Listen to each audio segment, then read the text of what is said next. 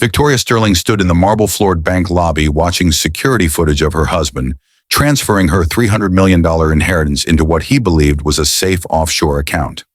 Unaware that she owned the very bank he'd chosen for his betrayal, the same institution her late father had secretly left her 5 years ago. Her husband, Marcus Sterling, CEO of Sterling Global Enterprises, had just divorced her and their twin daughters after stealing every dollar of her inheritance to marry his mistress, Elena Marchetti. But what he didn't know was that every transaction, every transfer, every stolen cent had been flowing through her fingers like water through a net she'd been quietly weaving for months. She'd endured his cruelty, his public humiliation at family dinners, where he spat on her in front of guests. His affair that everyone knew about but pretended not to see, and the night he threw her out while she was in labor with their daughters, forcing her to give birth alone in a cold hospital room. But who was Victoria Sterling really? The broken woman everyone pitied, or the silent architect of an empire nobody suspected she controlled? And what would happen when Marcus discovered that the woman he'd discarded like trash actually held the keys to everything he'd stolen, everything he'd built, and everything he was about to lose? Victoria's hands trembled as she replayed the security footage for the third time, her eyes fixed on the timestamp. 11:47 p.m., exactly 6 hours before Marcus had served her with divorce papers at breakfast. The bank's private monitoring room felt suffocatingly small, despite its expensive leather chairs and mahogany panels. She watched her husband's face on the screen, confident, almost smug, as he authorized the transfer of $300 million from their joint accounts into a Cayman Islands shell company. He'd thought himself so clever, so untouchable. The irony would have been funny if it didn't hurt so much. 5 years ago, when her father died, the reading of his will had shocked everyone.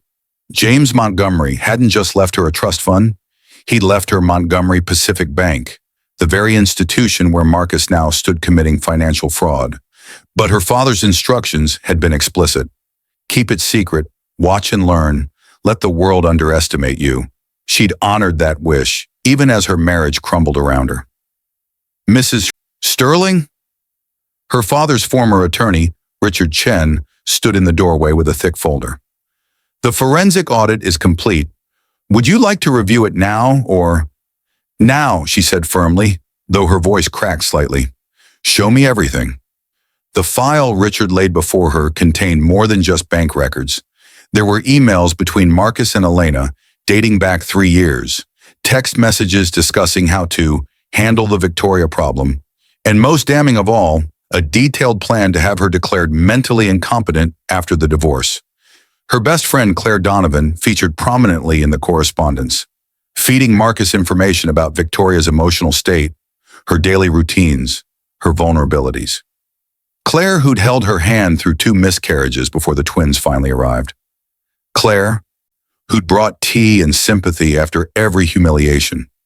Victoria's mind drifted back 6 months to that dinner party at their mansion. She could still feel the weight of Marcus's contempt as he stood at the head of their dining table, surrounded by his mother Constance, his brother Derek, and a dozen of Boston's elite families. He toasted to the women who know their place, while staring directly at her with cold eyes. When she'd quietly suggested he'd had enough wine, he'd laughed, a cruel, theatrical laugh, and told everyone about her embarrassing neediness. His mother had nodded approvingly while Claire squeezed Victoria's hand under the table, whispering reassurances that felt like knives now that she knew the truth. After that dinner, Victoria had retreated to her private study, the only room in the mansion that was truly hers. She'd unlocked the hidden drawer in her father's antique desk, pulling out documents she'd been too afraid to examine closely before. Montgomery Pacific Bank, 93% ownership, assets totaling $8.7 billion. Her father's handwritten note, Victoria, you are stronger than you know. This bank has weathered storms for 147 years. It will weather whatever comes next. Trust yourself. Trust the silence. Power doesn't announce itself. It simply is. She'd wept that night, not from sadness, but from the sudden, overwhelming realization of what she'd been sitting on while everyone treated her like a helpless trophy wife. Victoria, Richard's voice pulled her back to the present. There's something else you need to see. He pulled up another file on his laptop. More security footage, this time from Marcus's office at Sterling Global. The timestamp read 3 weeks ago. In the video, Marcus sat across from Elena and his brother Derek, champagne glasses in hand. Once the divorce is final and we've moved the inheritance into our accounts, we'll merge Sterling Global with Marchetti Industries, Marcus was saying, his arm around Elena's waist. Derek will run the European division, Elena will take North America, and Victoria, he laughed. Well, Victoria will be busy fighting a competency hearing she can't win. Claire's already agreed to testify about her concerning behavior. Victoria closed her eyes. The betrayal was so complete, so calculated. Even Derek, who used to call her his favorite sister-in-law, had been part of the plan all along. And Claire, sweet, supportive Claire, had been poisoning the well for years. But Marcus had made one critical mistake. He'd assumed Victoria was as powerless as she appeared. Richard, I need you to prepare documents for an emergency board meeting at Sterling Global, Victoria said quietly, her voice steadier now. I want every share transaction from the past 5 years audited. I also need you to contact Judge Patricia Morrison. She handles corporate fraud cases, doesn't she? She does, Richard confirmed. But Victoria, are you sure you want to? I've spent 7 years being sure of nothing, she interrupted. I'm done with uncertainty. Her phone buzzed. A text from Claire. Thinking of you, sweetie. Want to grab coffee tomorrow? I know this divorce must be so hard. You can talk to me about anything. Victoria stared at the message, remembering another text she'd found in Marcus's deleted files. She actually thinks I'm her friend. This is almost too easy. Em is right. She's completely clueless. A memory surfaced unbidden. The night she went into labor with the twins. She'd been 37 weeks pregnant, scared and in pain, when her water broke at 2 a.m. Marcus had been in his study, supposedly working. She'd called out to him, clutching the banister at the top of the stairs, but he'd emerged with his phone pressed to his ear. Talking to Elena, she understood now, and his face had twisted with annoyance. Marcus, it's time, she'd gasped. The babies. Figure it out, he'd said coldly. I have an important call. When she'd begged him to at least call an ambulance, he'd laughed. Actually laughed. Then he'd told her she was being dramatic, that she was probably just having Braxton Hicks contractions, and when she'd collapsed on the stairs in genuine distress, he'd stepped over her, grabbed his coat, and left the house. She'd delivered Emma and Sophie at Boston General with only a nurse practitioner and a rotating cast of sympathetic hospital staff. Her mother had arrived the next morning with disappointment rather than flowers, suggesting Victoria had somehow provoked Marcus into leaving. The memory crystallized something inside her. She wasn't just going to expose Marcus's theft. She was going to dismantle everything he'd built on lies. Richard, she said, her voice now clear and commanding, schedule that board meeting for next Monday, and make sure every major shareholder receives a personal invitation from me, not from Sterling Global, from Montgomery Pacific Bank. It's time they knew who really holds the power in this city. Richard's smile was approving. Your father would be proud. Victoria thought about her father, the man who'd taught her to play chess, who'd brought her to the bank every Saturday morning, who'd told her that the most dangerous people in any room were the ones everyone underestimated. She'd spent 7 years being underestimated. That ended now. The corporate gala at the Fairmont Hotel came faster than Victoria expected. She'd spent the past 3 weeks working with Richard and a team of forensic accountants, tracing every dollar Marcus had stolen and every lie he'd told. What they'd uncovered was staggering. Not just the $300 million from her inheritance, but an additional $150 million siphoned from Sterling Global's pension funds, disguised as investment diversification. Marcus hadn't just betrayed her, he'd betrayed hundreds of employees who dedicated their careers to the company. Victoria stood in the shadows of the grand ballroom, wearing a simple black dress that made her nearly invisible among the peacocking attendees in their jewel-toned gowns and designer suits. She watched Marcus hold court near the champagne fountain, Elena glittering beside him in a dress that probably cost more than most people's cars. His mother Constance presided over a nearby cluster of society women, her expression one of supreme satisfaction. Derek worked the room with practiced charm, shaking hands and making promises. Claire found Victoria first.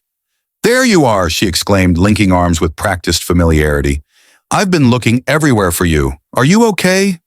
I know seeing them together must be—" "I'm fine," Victoria said softly, playing the role Claire expected. "Just tired." "Of course you are, sweetie." Claire's sympathy dripped like honey. "But hey, I have some good news. I met with this amazing therapist, Dr. Harrison, and I told her about everything you've been going through. She said she'd be happy to see you. You know, just to help with the transition and everything." Victoria knew exactly who Dr. Harrison was. She'd found the emails where Marcus had paid the therapist $50,000 to diagnose Victoria with severe depression and paranoid delusions, evidence he planned to use in the competency hearing. Claire had facilitated the introduction naturally. "That's very thoughtful," Victoria said, her voice barely above a whisper. "Thank you." Claire squeezed her arm. "That's what friends are for." Then her eyes drifted across the room to where Marcus stood, and Victoria saw something flicker in her expression. Longing, perhaps, or admiration. She'd found other emails too, ones where Claire had written to Marcus about her complicated feelings, messages he'd encouraged with just enough flirtation to keep her loyal, but never enough to compromise his position with Elena. Pathetic, Victoria thought. They were all so pathetically transparent. Marcus spotted her then. His expression shifted from surprise to contempt as he whispered something to Elena, who laughed, a high performative sound designed to carry.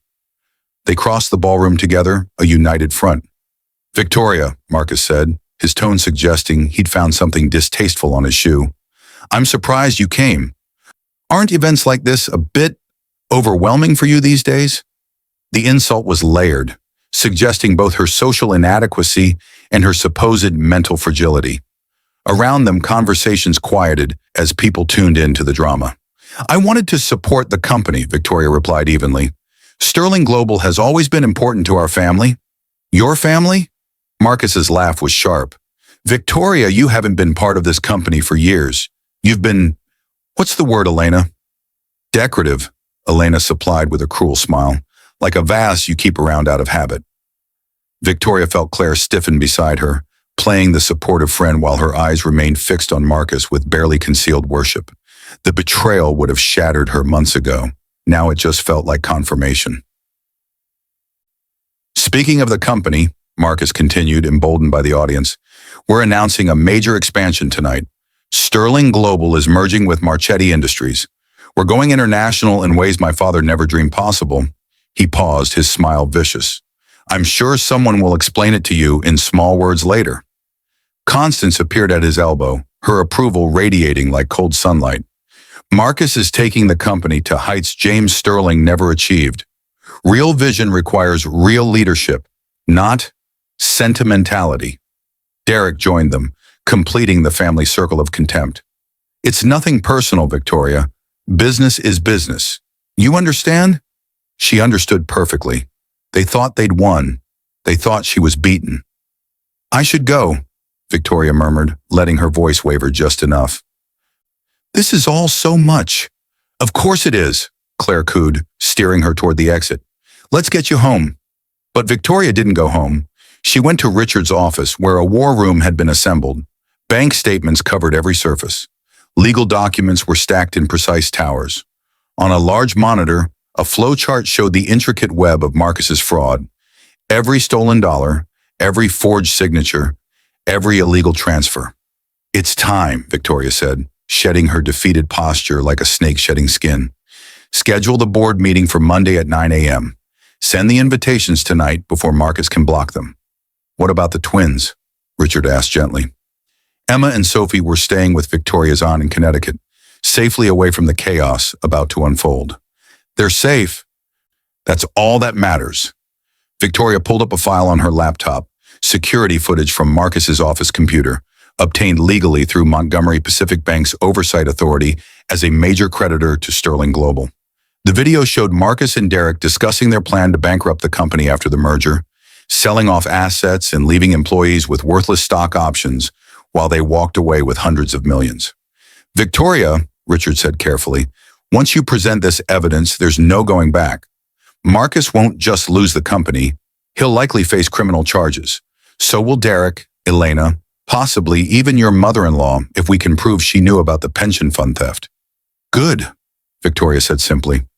She thought about the night Marcus had thrown her out during labor, about 7 years of calculated cruelty, about the employees whose retirements he was stealing, about her daughters who deserved better than a father who viewed people as disposable assets. They made their choices. Now they live with the consequences. She pulled out her phone and opened the message thread with Claire. One last test. Thank you for everything, Claire. I don't know what I'd do without you. Can you come by tomorrow? I need to talk to someone I trust about some papers I found in Marcus's old files. I'm probably just being paranoid, but they seemed important. The response came within seconds. Of course. I'll come by around 10. And don't worry, I'm sure it's nothing. Love you. Victoria showed Richard the screen. Within minutes, her phone lit up with a forwarded message from their monitoring system. Claire had immediately texted Marcus. She found something in your files. Meeting her tomorrow at 10 to find out what. Don't worry, I'll handle it. Some people, Victoria said quietly, deserve exactly what they get. Monday morning arrived with crystalline clarity. Victoria stood in the Sterling Global boardroom, arriving 30 minutes early. The space was familiar. She'd attended countless dinners here, sat quietly in the corner during holiday parties, been invisible in a room that now waited for her voice. She wore a tailored navy suit her father had once told her made her look like she could buy and sell anyone in the room. At the time, she'd thought he was being metaphorical. Board members began arriving at 8:45, their confusion evident. They'd received invitations from Montgomery Pacific Bank, Sterling Global's largest creditor, and the institution that held the majority of the company's operational loans. But nobody understood why the bank was calling an emergency meeting, or why Victoria Sterling was standing at the head of the table instead of her usual seat in the back corner. What's she doing here? Constance Sterling hissed as she entered with Derek. Marcus, do something. Marcus stormed in at 8:55, Elena at his side, Claire trailing behind them like an anxious shadow. His face was already red with anger. Victoria, this is absurd. You have no authority to call a board meeting. Security, please escort. Sit down, Mr. Sterling. Richard Chen's voice cut through the room like a blade. He stood beside Victoria, flanked by 2 attorneys and a representative from the Securities and Exchange Commission. You're about to want to be sitting for this. Who the hell are you? Marcus demanded, but his confidence was fracturing. He'd noticed the SEC badge. Richard Chen, senior counsel for Montgomery Pacific Bank. Richard opened his briefcase with deliberate calm. I'm here representing the bank's primary shareholder. Marcus laughed, but it sounded forced. Montgomery Pacific doesn't have a primary shareholder. It's been privately held by the Montgomery Family Trust for decades, and James Montgomery died 5 years ago with no sons, Victoria finished quietly. He had a daughter. The room went completely silent. She pulled out the first document, sliding it across the conference table, where the board members could see the signatures, the seals, the undeniable legitimacy. My father left me 93% ownership of Montgomery Pacific Bank, not in a trust, not as an inheritance to be managed by others. Direct ownership, transferred upon his death and held privately per his instructions until such time as I chose to reveal it. Constance's face had gone white. Derek's cocky smile vanished. Marcus just stared, his mouth opening and closing without sound. That's impossible, Claire whispered. You never told me. I never told anyone, Victoria agreed. My father taught me that power doesn't announce itself. It simply is. She turned her attention to Marcus. You transferred $300 million of what you believed was my inheritance into an offshore account 6 weeks ago. You did this through Montgomery Pacific Bank's international division, assuming I was too naive to understand banking and too powerless to stop you. She pulled up a screen showing the transaction history. Every board member could see it. The transfers, the dummy corporations, the money trail that led directly back to Marcus and Elena. What you didn't know, Victoria continued, her voice steady and cold, is that every transaction you made was flagged by the bank's fraud detection system. As majority owner, I received notifications of every suspicious transfer over $1 million. I've been watching you steal from me for 6 weeks, documenting every move. This is ridiculous, Marcus blustered, but his voice had lost its strength. You don't know anything about running a bank or... I know you also stole $150 million from Sterling Global's pension fund. Victoria pulled out another file, this one stamped with federal seals. The SEC has been investigating for 2 weeks based on evidence I provided. They've frozen the accounts you set up with Ms. Marchetti. They've also frozen the accounts you set up with your brother. Derek shot to his feet. I haven't done anything illegal. You conspired to commit securities fraud, insider trading, and pension fund theft. The SEC representative said flatly. You're facing federal charges, Mr. Sterling. Both of you are. Elena had gone pale, her carefully applied makeup suddenly looking garish against her white face. Marcus, you said this was legal. You said your lawyers had approved everything. Shut up, Marcus snarled at her, and Victoria saw the mask slip completely. This was who he'd always been. Cruel, selfish, desperate. She'd just been too love-blind to see it before. There's more, Victoria said. She looked directly at Claire, whose face was a mask of dawning horror. My best friend, Claire Donovan, has been feeding my husband information about my emotional state for 2 years. She facilitated meetings with a therapist who was paid to diagnose me with mental incompetence. She was part of a conspiracy to have me declared unfit so that Marcus could access the remainder of my personal assets. Claire shook her head frantically. No, Victoria, I was just trying to help. I thought you needed support. You thought you might get his attention if you proved yourself useful enough. Victoria corrected coldly. I found your emails, Claire. All of them, including the ones where you told him you'd do anything if he'd just notice you.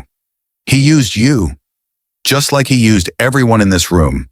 She turned back to Marcus, and for the first time since entering the boardroom, she let him see the full force of her contempt. You threw me out while I was in labor with our daughters.